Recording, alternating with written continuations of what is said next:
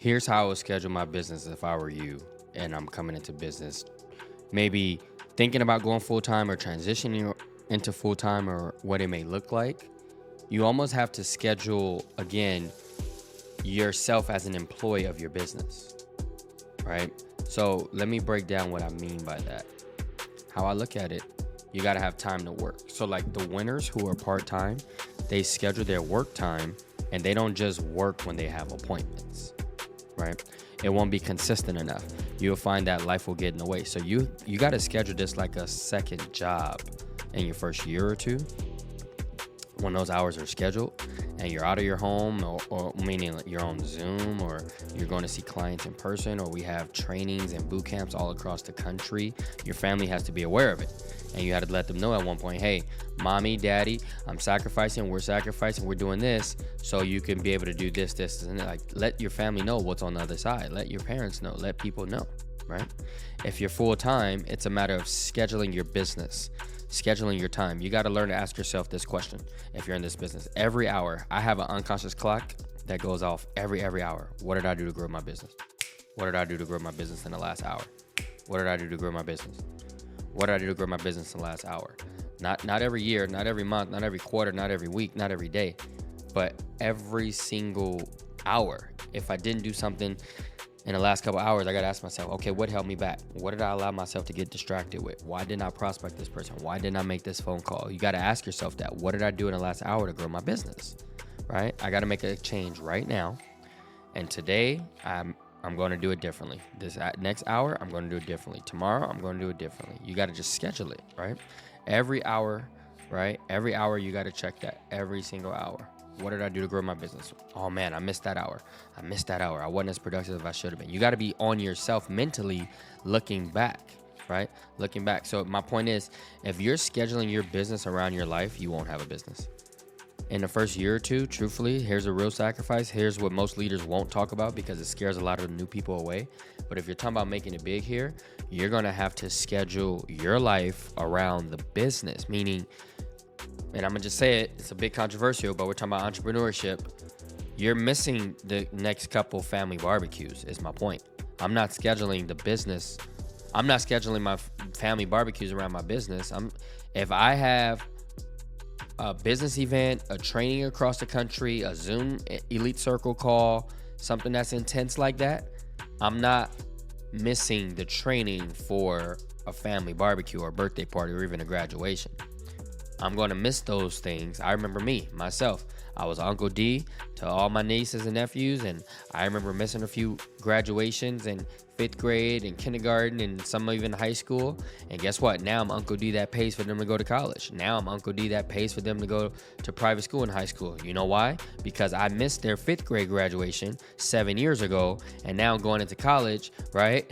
Guess what? I'm now able to afford their college that their parents couldn't afford for them, right? My siblings couldn't afford for them. Why? Because I sacrificed missing those things because I knew these days were coming, is my point. Right?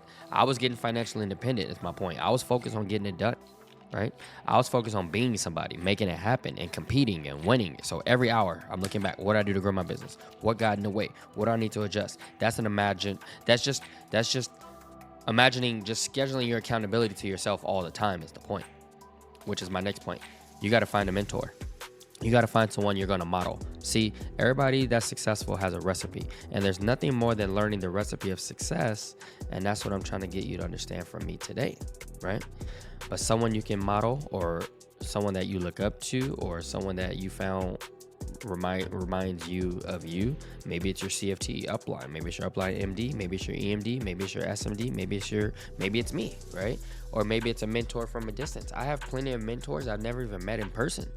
They're all on YouTube. They're all on social media, right? But in our business in particular, it has to be someone in our business at the first 2-3 years of your business, right? You got to be accountable to this person on a daily basis through our Telegram, through our group meet, through our email system, whatever we have, right? Here's what I did today. Here's what I did today. Here's what I did today. And quite frankly, the most important days that you need to be accountable to is the days you don't have anything going on. It's easy to report when you have something going, but it's more important to report when you don't have anything going on. You know why? Because let me tell you what I do. I'm always looking. People always say, Coach, I just need some feedback. I just need some feedback. I says, well, I'm not just going to give you feedback. I'm going to give you feed forward, right? I'm going to give you feed forward. So I give feedback when my leaders report to me their accountability. And that's when I give a lot of feedback. Hey, champ, that sounds good. I would do it this way. Maybe try it like this. Here's what I would do. Tap with this. That's feedback. What I'm looking for is to give feed forward. You know how you get feed forward? Is by reporting zeros, when you don't have anything going on, when you're not showing up. That way, your leadership can give you direction. That's called feed forward, right? So it's not just reporting when you have numbers, okay? Next thing, never miss meetings. Ever, for any reason whatsoever. Don't schedule appointments during meeting times. Always get the big events. I can think back in my entire career, one of my first big events I went to, right? One of the co-founders of our company, right? Who will be a billionaire by age 50, and he's 43 at this moment of this, but he's on his way to being a billionaire based on how the company's going. But anyway, I've been in a company at that point at 3 months. I remember like it was yesterday. It was March 2015. And I remember hearing him say, never miss a meeting. You got to fly to Las Vegas, right? You got to fly to Las Vegas to this conference. You got to fly to, what was the other one? Arizona. It was a couple things coming up. And here I am at 25 years old, right? Borrowing my stepdad's car at the time. No money saved. My grandma lets me keep her credit card for emergencies, for incidentals when you check into a hotel. Right, so I probably had, I don't know, a couple $100 in my checkings account, honestly. But I remember hearing him say, man, you got to get to Phoenix, you got to get to Las Vegas, you got to get to San Jose. It's going to change your life. And I was like, man, there's no way I can reasonably afford to get there. But you know what? I just remember those quotes, man. Unreasonable people rule the world, right? So I'm like, all right, maybe if I could just sleep in the car when I get there. Like, I didn't care what it was. I just knew I was 25, and by 35, my life would be completely opposite. And thank God that's happened. Now, at the time of this recording, I'm 36, right? And we've been financially independent since we were 31 years old, which is pretty cool. But my point is, you got to have a W.I.T mentality, whatever it takes, right? And that was what I needed. I remember borrowing money and, like I said, getting a credit card from my grandma and flying to the event. And I heard this guy talk for about an hour and a half, and it completely changed my life, right? It led to me becoming full-time a few months later, right? And then the next year after that, I went and made over $100,000 after that, right? And the following year, I went over and made $283,000. And the following year, I went and made $404,000. The following year, I made $441,000. And the following year, I made $766,000. And the following year, I went to make $964,000. And the following year, I went and made $1.3 million. Right? So my point is, it just kept going. Right? It just kept going. But I just think about the first person I asked for some extra money, and they didn't have it, or they just said no, I don't know, but they didn't have it. And I was like, man, what if I just gave up right then? I always think about that because I was like, man, I don't borrow money. I don't like asking people for money. It's embarrassing. I don't think no one enjoys that. And I remember not wanting to ask anyone else after the first person said no, they don't have it. I'm like, man, no one's gonna have it. And if I just think about all the lives that wouldn't be here, all the families that wouldn't be here, all of the people on our team right now that just simply would not be here if I decided to not listen to myself, if I decided to listen to myself, right? So don't listen to yourself. You got to talk to yourself. Don't listen to yourself. If you listen to yourself is telling you, hey, man, don't ask anyone else, or it's okay, you don't want to bother anybody, but that's listening. I talk to myself. Hey, man, somebody's got an extra $500 I could borrow. Somebody. I think I asked 2 different people for $250, and it worked. I had an extra $500 in my pocket, and thank God I did, because I went to the big event that planted the seed of me going full time. And now we have hundreds and hundreds and hundreds of licensed agents, so many people making multiple 6 figures. And I just think, man, what if I just gave up on my own self in that moment? So my point is, don't listen to yourself. You got to talk to yourself. Okay. So my point is, you got this, right? If you got to sleep in a subway, you got to find a credit card, you got to figure it out, whatever it is. Sleep in the airport. When you get to the big event, do what you got to do, right? If you don't have the money for the hotel, guess what? Make it anyway. Write that down. Make it anyway. Never miss a big event. Never miss a Zoom call. Don't miss a meeting, right? So that's my point. You got to point yourself and teammates in a position to where they can have a significant emotional experience, right? So they say if you can't change people, but you can bring people to life-changing events, right?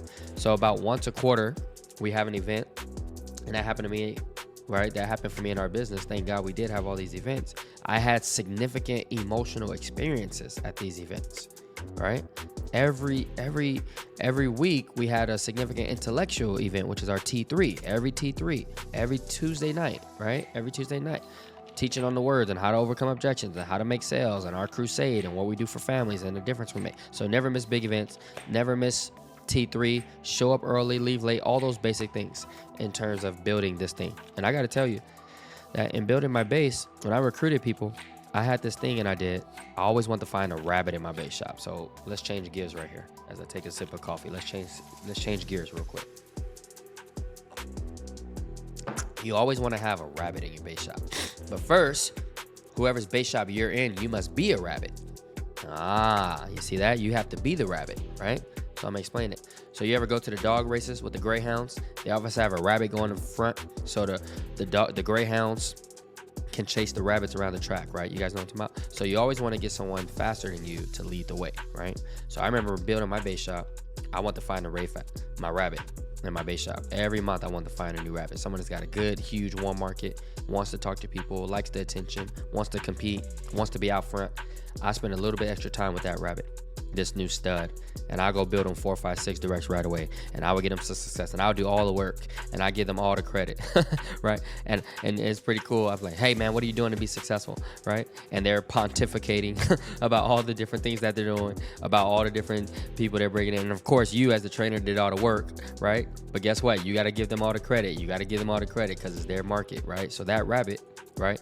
That rabbit is the mantle, right? Everyone's looking up at that rabbit. It's like, man, that's the rabbit, right? So I remember me looking at all of the other rabbits. Like I remember one of my mentors, Eric Olson, had a guy named Mario as the rabbit. I'm like, man, it was killing me. Not in a jealous way, but it's like, I want to be the rabbit, man.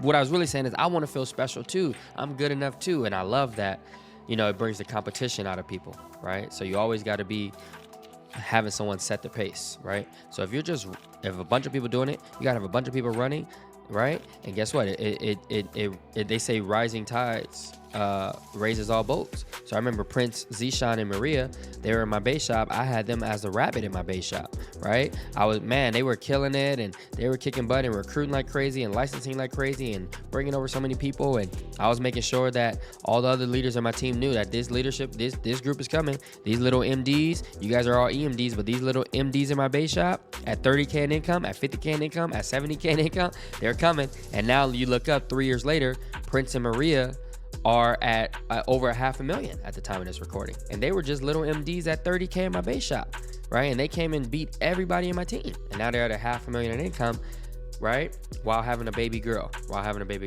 which is pretty cool. So my point is, you got to have that rabbit. You got to put that rabbit on the mantle, but you have to go help build them and do the work. And it may take you 4, 5, 6 years to really get this thing on autopilot, but it's worth it.